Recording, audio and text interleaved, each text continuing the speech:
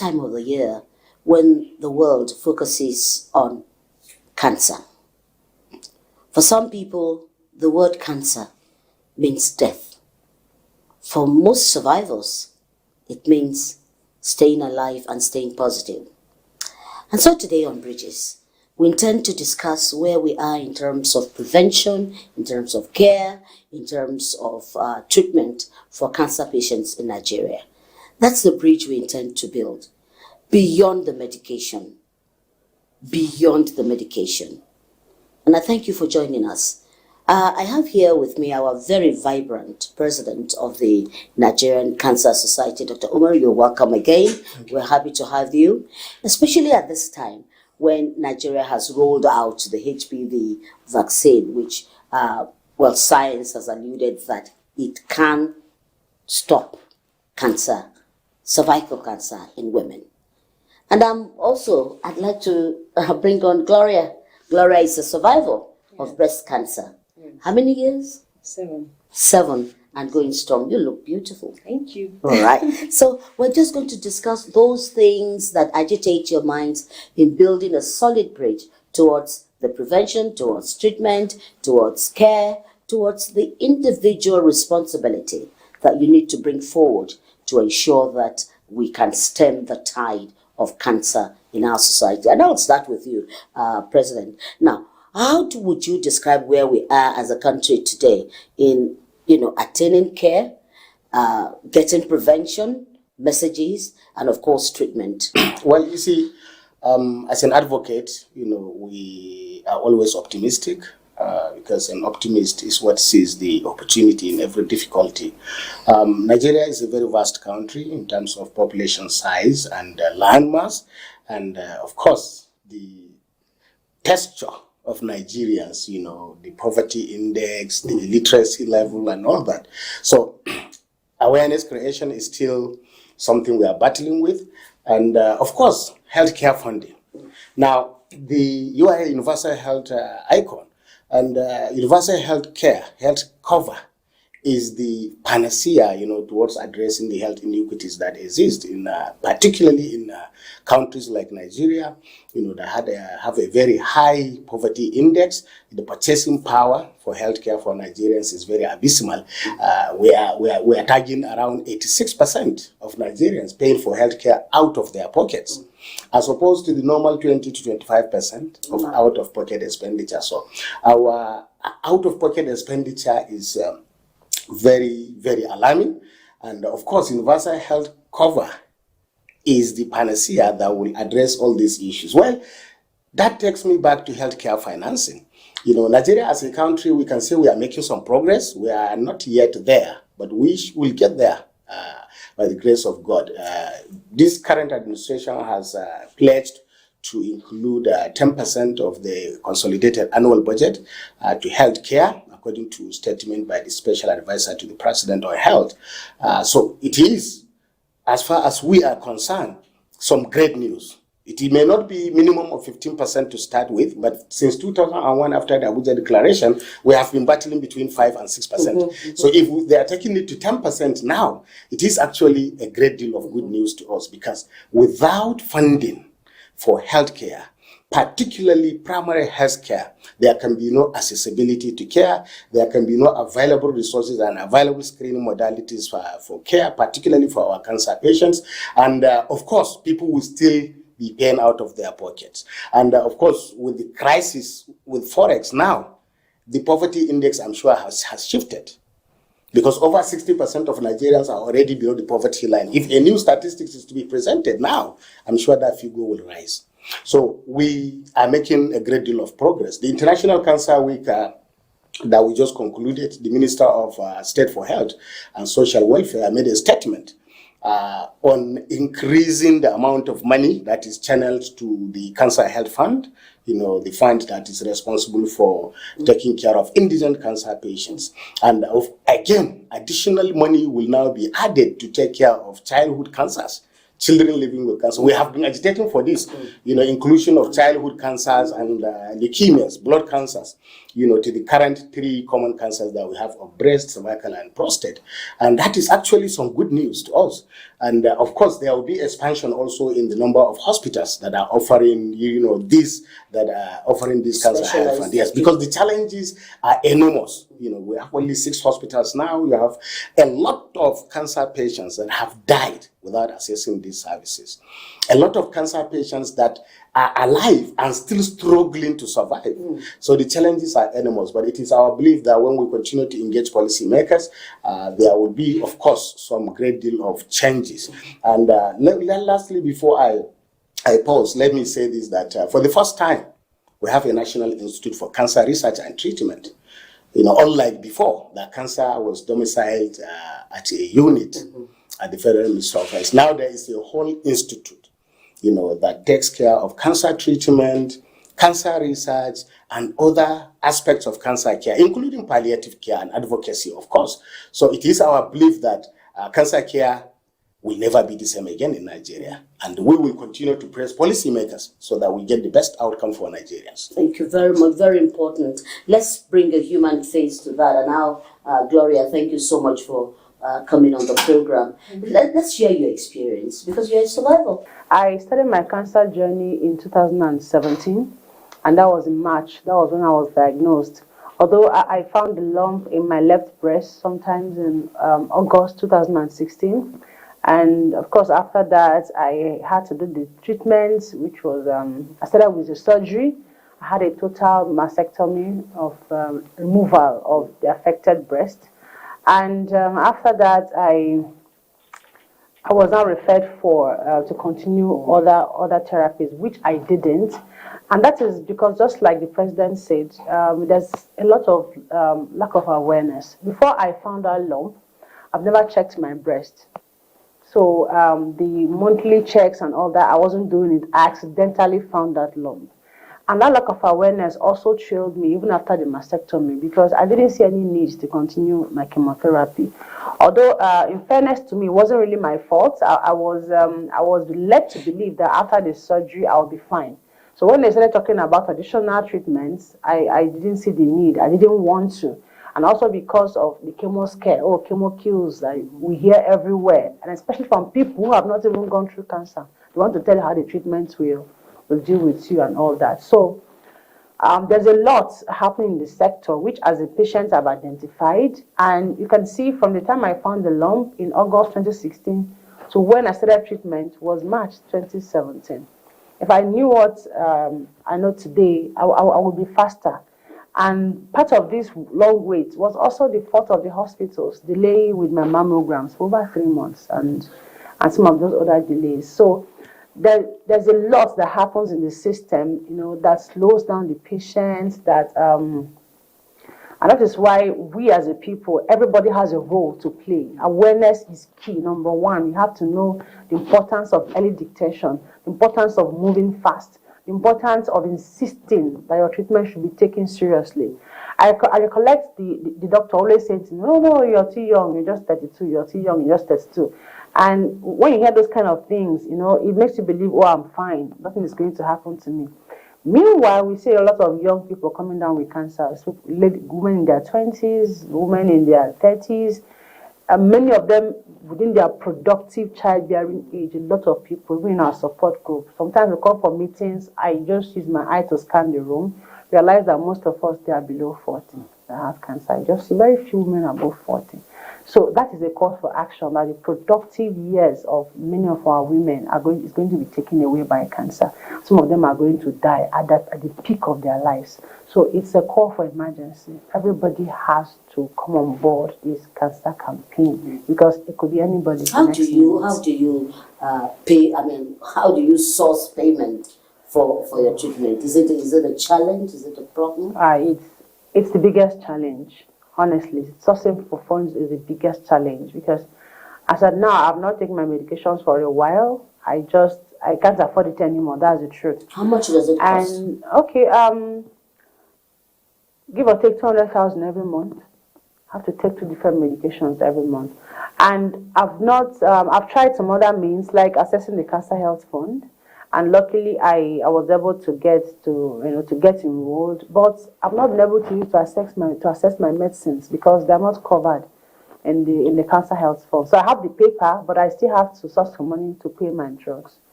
And sourcing for money is a big issue. That is, in fact, I think that is the biggest challenge of most cancer patients.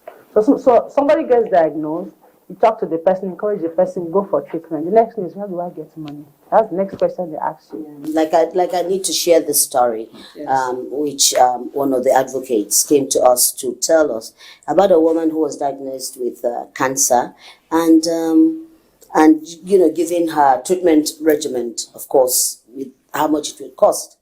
You know what she said? She said, even if I sell my house, there's no way I can get anything. I mean, I can't get through these regimens because obviously the house is not, in any of the high-brow areas where you would think it would be sold.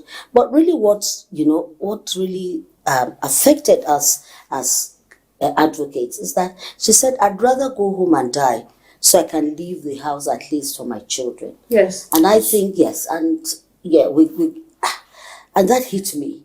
And that's why I say we must have this conversation on bridges. So moving forward, what can we do to renew hope? The recent announcement by the Minister of Movement of the Cancer Health Fund from the Ministry of Health to the new institute, National Institute for Cancer Research and Treatment, that is already in talks with the National Health Insurance Authority, I think will go a long way. Expansion of this money, inclusion of more hospitals. I remember the immediate past Minister of Health at the time was like, let's add 2 more hospitals in each zone. The special advisor to the President on Affairs was telling us one time that why not all tertiary hospitals in Nigeria? So that you don't have to travel from my village in Yobe State to Gombe to be able to access care. Don't forget, it's not just going there. Some patients must look for money to transport themselves. So when you go there, you have to again undergo evaluation, for the doctors to ascertain the true situation that you are in financially. So these things must come close to the people, must come to the environment so that immediate decisions will be taken, and then there should be a holistic cover. Once you qualify, whatever it is, if you need a PET scan that is only available in Lagos, that one should be able to pay for it immediately so that you go and have a PET scan. Because that is what will keep you alive, that is what will give you hope, and that is what will prevent cancer patients from dying. In fact, as an advocate, my suggestion is that we should not only dwell on treatment from that fund, we should engage in massive health promotion activities, massive awareness, massive screenings. Let's equip our primary health care centers all over the country. Earlier this year, when we paid a courtesy call to the Director General of the National Health Insurance Authority, he made a pledge that the Nigerian Cancer Society should partner with the National Health Insurance Authority so that we establish 1 cancer screening center in each of the geopolitical zones. So it is my belief that government should not also only be looking at treatment. They should be looking at prevention, because prevention, like I always say, is safer, better, and cheaper than cure. Yes, and what's your take on what the president has said? Yes, what he has said is true, because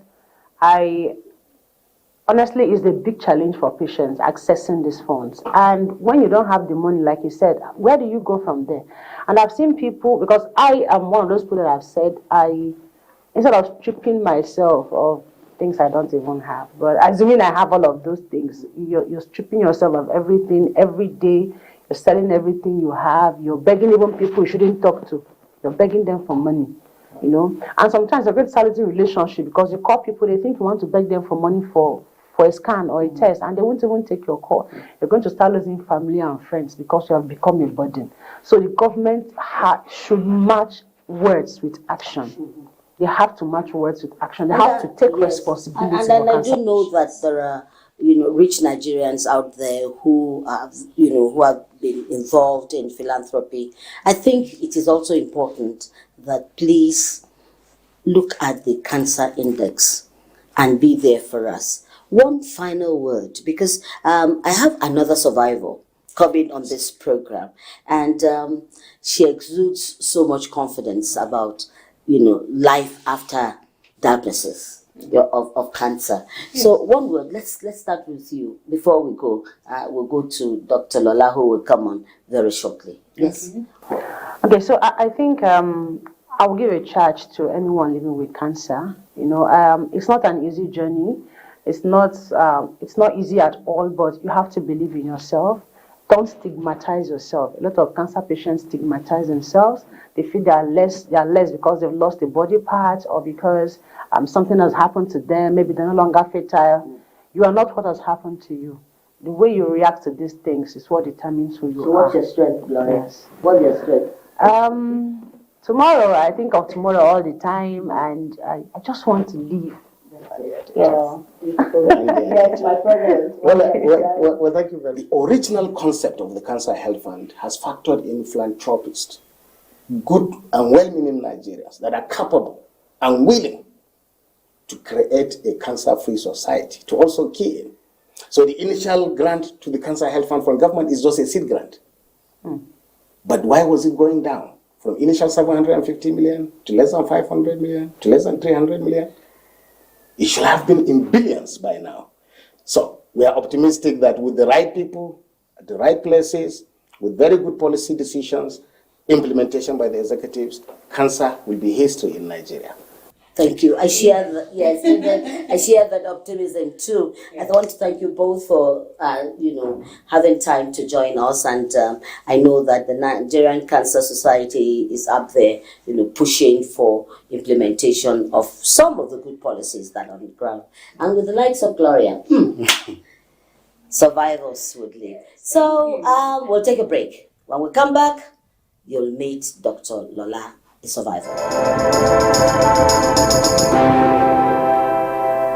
Yeah, we're discussing cancer in all its ramification, the fears, the anxieties that it brings with it. And one thing that I have spoken to some survivors, and which they have readily spoken to, is the fact that it is not a death sentence. And that's what we are going to be focusing on Bridges today. And I have here with me, before we round up today, a survivor who wants to share the joy in her, and that I would say you exude, living with this with so much joy and confidence. What's this confidence? Is that the bridge we need to build? I guess as much. We need to build that bridge. We need to accept that you have a challenge and know how to deal with it, and not make it the end for yourself, and be happy mentally. And the support I've got from people, appreciating that I have a challenge has gone a long way. But the first thing is for you to accept you have a challenge. I don't say it's a challenge. I'm a medical doctor, so I could understand cancer a bit, not too much. But I have accepted it, and I've decided to live my life to the fullest. So what are you doing? I mean, share this joy with us, because it's so thick here. I want to share it with my viewers, particularly those who are dealing with first-time diagnosis, getting the reality and all that. Yes. Yeah, I don't make it my day-to-day thinking. You are one of the support. When I start thinking that I have my chest is due, what's going to be found, you come up and discuss other things that are not cancer. And I have a lovely son. He makes sure that once he's discussing with me, tell me, Mom, you are fine. And I'm surrounded people that love me and genuinely care for me. So cancer is not a topic we discuss as if it's a death sentence. It's something that, what can be done? What's going to be done? And I do not restrict my life to all the rules. I live a healthy life. That's it. Living a healthy life. Tell us, you still do your exercise? I do my walk. I have a place I walk almost every day. I take a walk. I'm busy mentally. That's the key thing. I'm very busy mentally. Physically, I'm busy. And I take everything, but in moderation. But in moderation, yes, everything I take. So finally, Dr. Lola, thank God you're a survivor and you're an advocate. That's what is interesting. Well, particularly for women. Women's health. Women's health. Are we doing enough as a people, as a country? Your final word. I don't think we're doing enough. As a community, as a family, and as a nation, we're not doing enough. they need support. I'm fortunate. I have people. There are people that do not have that. So the country needs to have a center, people dedicated to providing care and support, not only resources in terms of people, in terms of funding. Because if you have cancer and you don't have fund, it could be difficult. So support in terms of human resources to counsel you. Thank you so much. I love you. Thank you. Another intervention that has come on board is the intervention of HPV vaccines for girls between the age of 9 and 14, following the fact that cervical cancer, which these vaccines can prevent, or has, following the intervention that these vaccines can prevent, the cervical cancer in women. I would want your thought on that. Well, thank you very much. You see, the funny thing about cervical cancer is that if the true statistics of cervical cancer will come out, it will be more than that of the breast, especially here in low and middle income countries like Nigeria, because of the sensitivity of the service, the location of the service, and the fear associated with women exposing early stages of cervical cancer. A lot of women are dying because of ignorance, because of the fear of the unknown, unlike breast, that is the most common, that is out there exposed. Even a woman cannot hide it. Most women, especially the unmarried ones, hide, vaginal bleeding and other constitutional symptoms of early stages of cervical cancer. Now, the human papillomavirus virus is primarily the culprit for cervical cancer, and vaccination with the HPV vaccine has 97, in fact, almost 100% prevention against the virus. And this is the reason why young girls between that age group of 9 to 14 who are not sexually active. Who are not sexually active. In fact, every woman that is not sexually active can take the vaccine up to the age of 26. Many parents are buying for their children. Many parents are buying out of their pockets. Those that know, the importance of this vaccine. Now, we are lucky. We have made a lot of noise about the national rollout for so many years now.